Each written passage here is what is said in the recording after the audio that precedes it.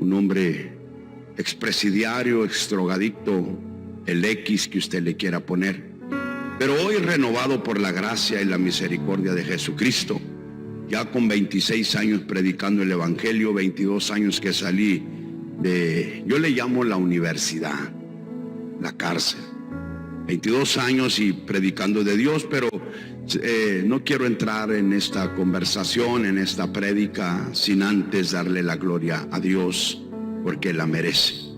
Y quiero que ahí donde usted está, usted pueda cerrar sus ojos, dígale a Dios que nos dé dirección, que pueda oír, que este momento pueda llegar a los oídos del más vil, menospreciado, tal como dice la Escritura. Y a lo más vil y menospreciado vino el Señor para poder llevar la obra de Dios. Y vamos a hacer una oración en el nombre del Señor, creyendo que sea Dios quien hace la obra posible. Amado Dios y buen Padre Celestial, te damos gracias, Señor, por este momento, Señor. Permite, Señor, que esta palabra, la vida, Señor, en la que el mundo me trazó, me marcó, pueda ser usada, Señor, para aquellos, Señor, que dicen no puedo cambiar, Señor. Señor, que de tal manera, Señor, tú puedas usar esas vidas para un cambio especial, Señor. Y que hoy puedan venir a ti. Tu palabra dice, venga a mí el que esté cansado y cargado, que tú lo harás descansar, Señor. Bendícenos, Señor, en esta hermosa tarde, Dios mío, en el nombre precioso de Jesús. Amén. Quiero entrar con un pasaje de la Escritura muy conocido en la palabra de Dios, una palabra muy certera. Y quiero que usted vaya ahí conmigo en el libro de los Salmos, en el capítulo 118, verso 17 y 18. Y dice la palabra de Dios, no moriré, sino que viviré y contaré las obras de Jehová. En el 18 dice un pasaje muy certero, muy estadístico, donde dice, me castigó gravemente Jehová, mas no me entregó a la muerte, sino que viviré y contaré las virtudes que el Altísimo Dios ha hecho conmigo. Para entrar a hablar un poco sobre lo que fue mi vida, porque para mí es triste, es dolo, es recordar atrás aquel estilo de vida, aquella vida marginada, marcada por el vicio, las drogas, la violencia. Y llegar a esos momentos es como volver a vivirla. Trae llanto a mi vida, trae recuerdos. Hay gente que se pregunta, ¿cómo puede ser posible? ¿Cómo podemos tratar de calmar ese dolor, ese estilo de vida, vaya? Pero no hay, el único que lo puede lograr es Dios. Yo no sé en qué condición estés viviendo, tú que estás escuchando, tú que estás viendo, pero sí te puedo decir que la Biblia dice que al que a mí viene no le echo fuera. Ese es Dios. Pero bien claro está en la palabra de Dios que Dios ha venido para salvar y para darnos vida eterna. Y este es un día tan glorioso en el cual estoy parado en este templete, en este púlpito, gracias a Dios, empoderándome de la gloria del Señor Jesucristo. Que para mí el vivir es Cristo y el morir es ganancia. Pero quiero hablar un poco también al tomar sobre el tiempo de lo que fue mi vida. No puedo dejar de hablar de aquel momento que se hizo preciso en mi vida, desde que fue un niño hasta que fui a una persona grande, adulta, cuando Cristo vino a mi vida, en qué condición estaba, cómo estaba, y poder manifestar como la gloria de Dios llegó a mi vida. Dios es grande, Dios es poderoso. Nunca terminaría de contar las buenas nuevas que Dios hizo conmigo. No terminaríamos. Pero quiero llegar a hablar al punto clave donde la gente que camina, el adicto, el carcelero, el que divaga por la calle, la prostituta, el homosexual, que llega a decir, es que yo no puedo cambiar. Es que para mí no hay un cambio. Nadie me puede ayudar, nadie me puede cambiar. El centro de rehabilitación o la cárcel no me pueden cambiar. Tienes razón. Nadie te va a poder cambiar. Porque el único que cambia las vidas se llama Jesús de Nazaret. Es el único. Porque la Biblia dice, fuera de mí, dice, no hay nadie. Y esto me hace recordar una historia en la palabra de Dios. De un hombre, dice, que estaba sentado a la salida de aquella ciudad. Un hombre llamado Bartimeo, donde dice la Biblia que estaba sentado junto al camino. Oiga, quiero hablar un poco, tomar este tema sobre la fama de Jesús. Porque la fama de Jesús es la que nos ha traído, es la que nos ha llegado a nuestra vida. En el caso mío, fue la fama de Jesús quien llegó a mi vida, quien hizo un cambio en mi vida, que cambió mi vida para la vida y para la gloria de Dios. La fama de Jesús. Todos los que leemos la palabra, los lectores de la palabra de Dios, podemos entender, podemos ver en la escritura cuando habla que aquel hombre Bartimeo dice que estaba sentado junto al camino. Oiga, la fama de Jesús empezó a recorrer por las aldeas, por Judea, por Samaria. La fama de Jesús empezó a recorrer todas aquellas aldeas. Pero dice la Biblia que un día Jesús montó en una barca. Y cuando subió en esa barca, se dirigió a una ciudad llamada Gadara. Y cuando iba hacia aquella ciudad, dice que en medio se levantó una tormenta, azotaba la barca de tal manera que la quería destruir, la quería romper en mil pedazos. El diablo mentiroso, que el Señor lo reprenda, no quería que esa barca llegara a su destino, porque sabía que en aquella ciudad de Gadara había un hombre gadareno endemoniado que sería libertado. Qué maravilla tan grande, dice que Jesús llegó a Gadara. Y para no ir tan alto, tan lejos, dice que aquella barca, dice, llegó a Gadara. Y aquel endemoniado dice que fue liberado. Se liberó. La fama de Jesús llegó hacia Gadara y el gadareno fue liberado. ¿Sabes algo? Hay gente que no cree que Dios puede hacer cosas grandes. Esa misma fama que te estoy hablando llegó hasta la celda donde yo estaba.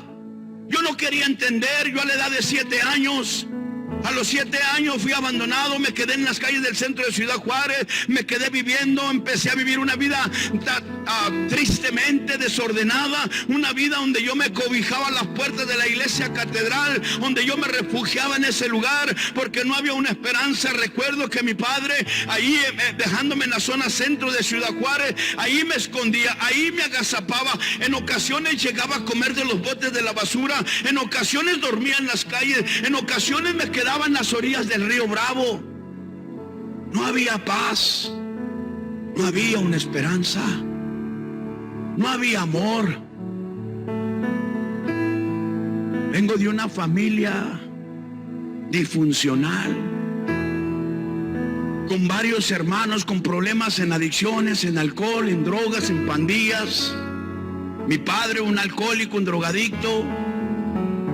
Mi madre, desde que tengo uso de razón, una mujer que se dedicaba a trabajar para mantener mi vida y las de mis hermanos.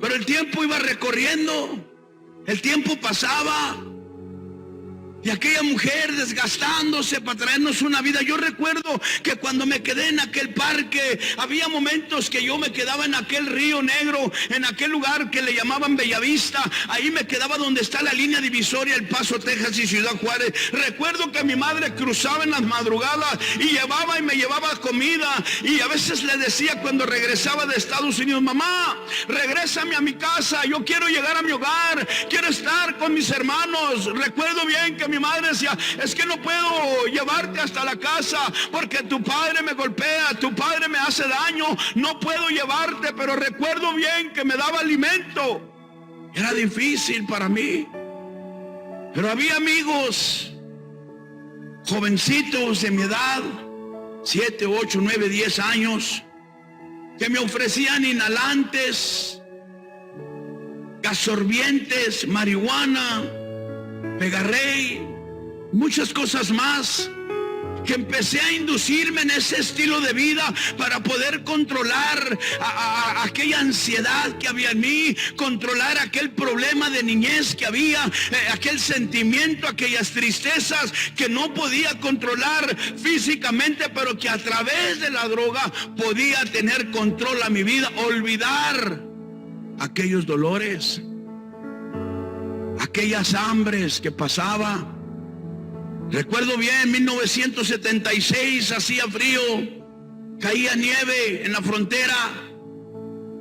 Y recuerdo bien que estaba con unas bermudas en aquella zona centro, abajo de una banca, cubriéndome de la nieve y del frío. Y empezaban a transcurrir los años, y la vida no cambiaba, sino iba de mal en peor.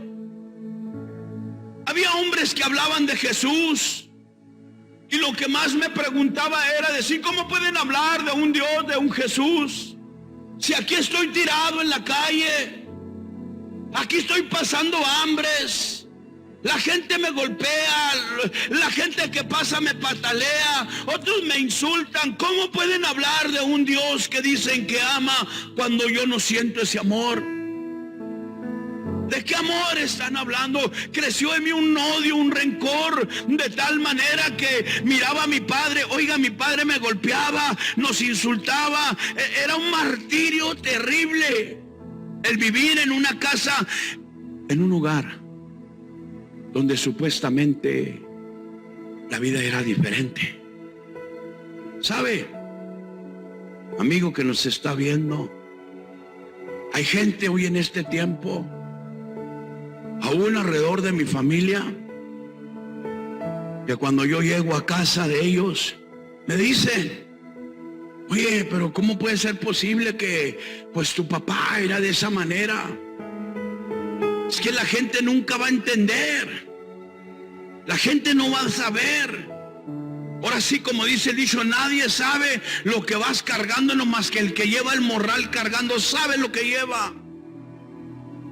Pero bueno, no voy a indagar mucho en esto, en este estilo de vida.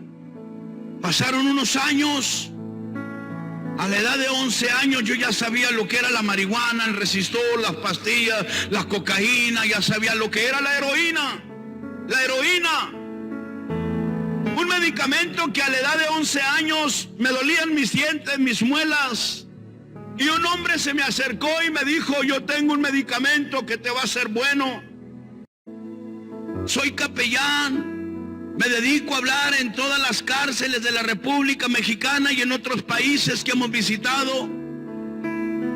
Congrego en una iglesia en Ciudad Juárez, Chihuahua, Alcance Victoria, con mi pastor Trinidad Rubio. Donde yo llego, donde es mi casa, donde llego, recibo palabra de Dios para poder ir y dar, donde hay una atención para orar, donde sé que mi pastor sabe dónde estoy y lo que estoy haciendo. Dios bendiga la vida de mi pastor Trinidad Rubio.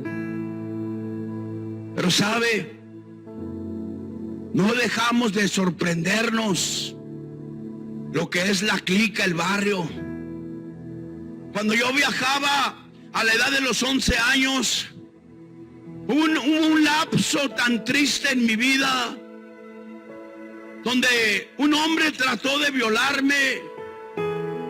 Y yo recuerdo bien que ese hombre no logró el propósito, y con la misma arma que él traía yo se la quité y lo apuñalé 56 veces. Yo sentía que mi mano se iba hasta dentro de su estómago.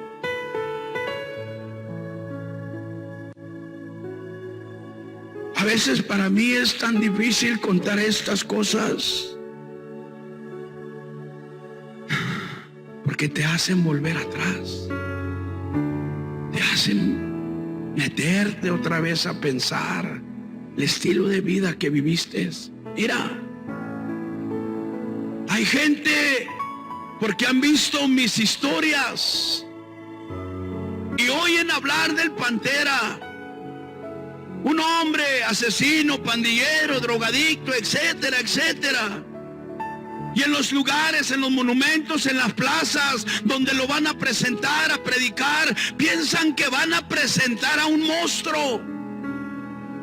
piensan que van a presentar a un hombre contumaz. A veces me siento raro.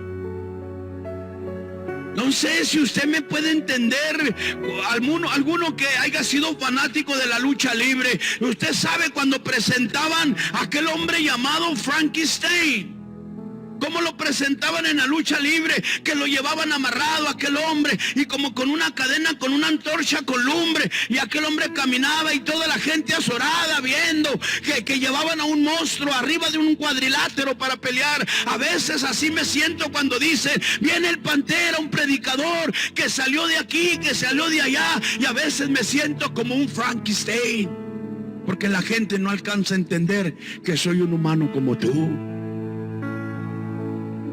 Pero Ebenezer, hasta aquí me ha ayudado el Señor. Me castigó gravemente Jehová, es verdad. Viví una vida solapada, una vida en la pandilla. Recuerdo bien, mira, estoy parado aquí en esta iglesia y estoy escuchando el tren que pasa, la bestia. Van 2 veces que lo veo y que repito y que digo, esa es la bestia. ¿Por qué motivo?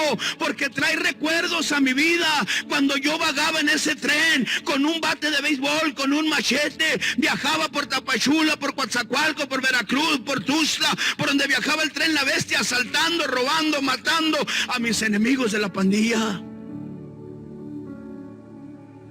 No es fácil. No es fácil. Pero para muchos se sienten contentos al escuchar la vida de un hombre así. Pero pasó el tiempo, me hice adicto. A los 11 años cometo mi primer asesinato. Me voy para Estados Unidos creyendo que la vida iba a cambiar allá, que iba a ser diferente. Pero había emociones en mi vida que decía yo mismo, el día de mañana yo quiero crecer, quiero ser alguien, quiero ser reconocido, quiero salir en la televisión, en los periódicos, yo quiero ser el mejor asesino del mundo. Me quería convertir en un hombre que quitara vidas, un hombre profesional, vaya. Pero sí logré hacerlo. Estados Unidos en un tiempo llegó a ofrecer $1 millón por mi vida. Era tan difícil. Pero ¿sabe algo?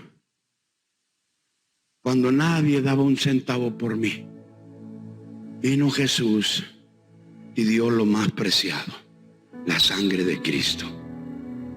La sangre de Cristo tiene poder y me libra de todo pecado, y por sus llagas es que yo he sido sanado. Ahí estoy. Ya no estaba en México, ya no estaba en Juárez, ahora ya estaba en Estados Unidos. Ingreso a la pandilla 18th Street, calle 18, y empiezo ahí a caminar con ellos en drogas, meterme en cosas irracionales, vagancias, muertes, crímenes, etcétera. 11 años tenía de edad cuando buscaba una fama propia. 11 años de edad ya cargaba un arma. 11 años de edad me pagaban dinero para quitar vidas a otras personas, y mi vida fue creciendo y creciendo y creciendo en un estilo de vida que ni yo mismo me aguantaba. Una vida difícil. Tal vez habrá alguien ahí que esté escuchando. Habrá alguien que en este momento chocó con esta pantalla o su teléfono o whatever. Está escuchando. Hay una esperanza para ti. Tal vez el médico, tu familia dice, es que ya no puedo con este hombre. Es que ya ni volviendo a nacer cambia. Tal vez tienen razón, pero si tú vienes a Cristo y dice, yo haré de ti una nueva criatura para que me sirva, dice el Señor. Cuando nadie daba un centavo por nuestra vida, viene el Señor y te hace una nueva criatura para que le sirvamos a Él. ¿Cómo puede ser posible que una vida cambie? Yo estoy ahorita aquí, en esta ciudad, porque hemos venido un grupo de pastores, ministros, de muchos lugares de la República y de Estados Unidos, para hablar sobre un solo tema. Somos uno en Cristo. Temas que hablan sobre la adicción, prostitución, homosexualismo, lesbianismo, etcétera. Tal vez digas tú, ¿qué tengo que ver yo en esto? Yo no soy un adicto. Hay gente que dice el testimonio del Pantera es tan poderoso porque habla de problemas difíciles, oiga, de una vida de violencia, pero para mí no es un testimonio poderoso, sino de vergüenza. Y que yo escuche un joven que nunca ha probado ese estilo de vida, que nunca comió de un bote de basura, entonces puedo decir, ese es un testimonio poderoso. Un joven que se pare y que me diga, yo vengo de una familia cristiana donde no hay vicio, no hay droga, no hay ese estilo de violencia. Desde niño me inculcaron el evangelio, desde niño me enseñaron a levantar mis brazos y a alabar a Dios. Cuando oigo a alguien que dice eso, digo yo, ese es un testimonio poderoso porque no conoció la escoria del mundo. Pero hay gente que nos ve a nosotros como bichos raros. Pero bendito sea Dios y grande su misericordia. La fama de Jesús se desparramó. Llegó a aquel lugar de Gadara, aquel gadareno fue libertado.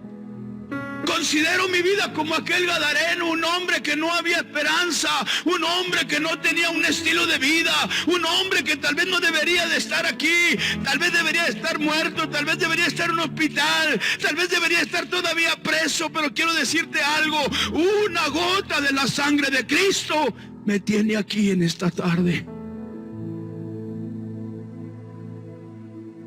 La fama de Jesús recorrió muchas aldeas y me impacta esto, que cuando Jesús sube a la barca y regresa a la ciudad, dice que le seguía mucha gente.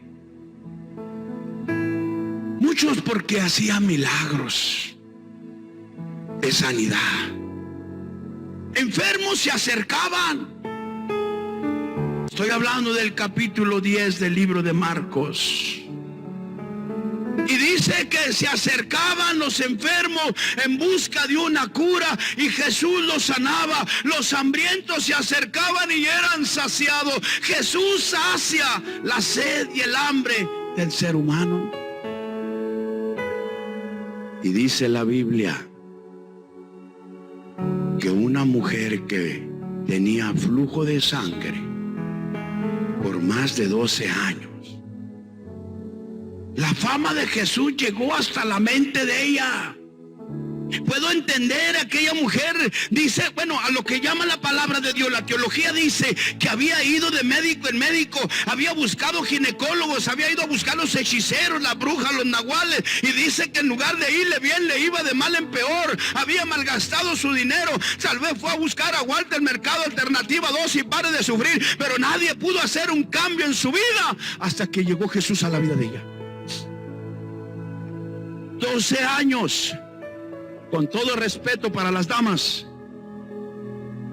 Una dama que menstrua 5, 6, 7, 10 días, tiene cólicos, dolor de cabeza, dolor de cadera, se siente mal. Si está casada, el marido lo botan a dormir al sofá, no se sienten tranquilas, contentas. ¿Por qué? Porque hay un desecho en su cuerpo por unos cuantos días, se sienten morirse, pero la Biblia dice que esta mujer duró 12 años.